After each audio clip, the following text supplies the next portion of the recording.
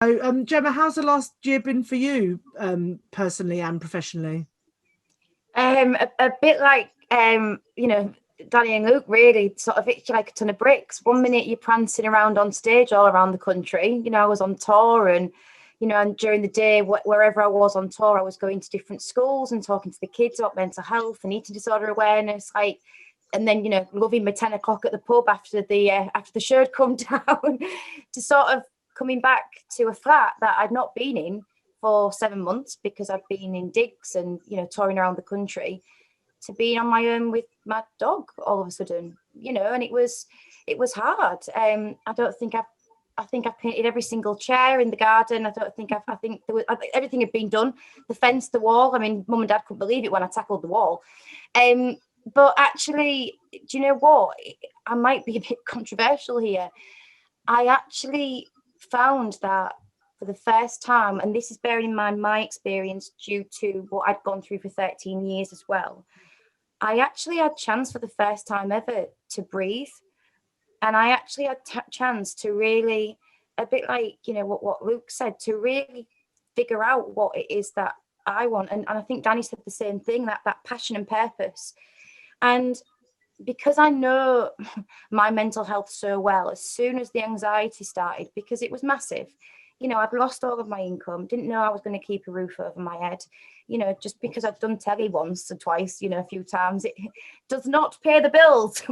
When it was years ago, I'm just like everyone else. And I lost it all, no backup plan, nothing. So as soon as the anxiety started to creep in, I did start to lose weight, and it wasn't a conscious thing. It was just, I was struggling and I wasn't eating properly. And all of a sudden I went, whoa, Jem, come on. We know this old game from before, let's sort it out. And I always say, I kind of, the eating disorder's in the back pocket, and I put my hand in and I go give it a little stroke, and then I tell it to bugger off. And then we carry on, and I do what I need to do to keep it there. And my to-do is to educate myself about myself and talk to a therapist quite openly. Many people know that, I speak to my therapist every 2 weeks, because if you broke your arm, you wouldn't start using it in the same way, would you?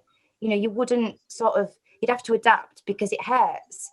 So if something's broken physically, it requires time to learn how to adapt and find a new way of coping and thinking. And that's how I see my mind and my brain. That kind of, something was going wrong at the start of lockdown. My anxiety was creeping in. So I have to stop. I have to look at it, and I have to figure out what care it needs. And I have to adapt to a new way of thinking. And that has really taught me a lot through lockdown. And it's also been a moment of putting things in perspective.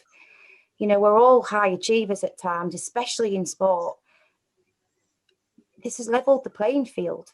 We've all been allowed to be on the same page for once. And for me, even though there has been difficult times, I've actually found it really eye-opening to figuring out who I am as Gemma, and not just Rachel Breckle in Emmerdale, Sydney Summers in Holby, an eating disorder patient in Riverdale unit or a psychiatric unit. I actually know now, for the first time at 36, who I am. And, for that, I'm kind of grateful for the bad times. I'm grateful for the 13 years. And I know that might sound really bizarre, but it's actually, I've been through the worst of the worst, and this, it's awful, but I've been through that, and I can get through this. And I don't know, a few weeks ago, one of my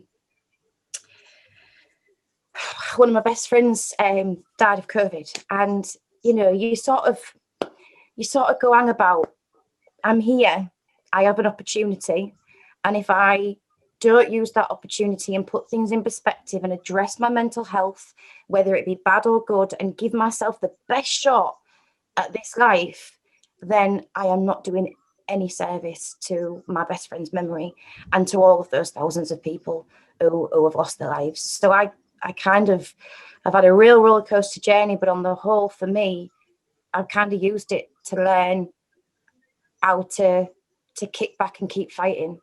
And I think doing the best that we can do is all we can do.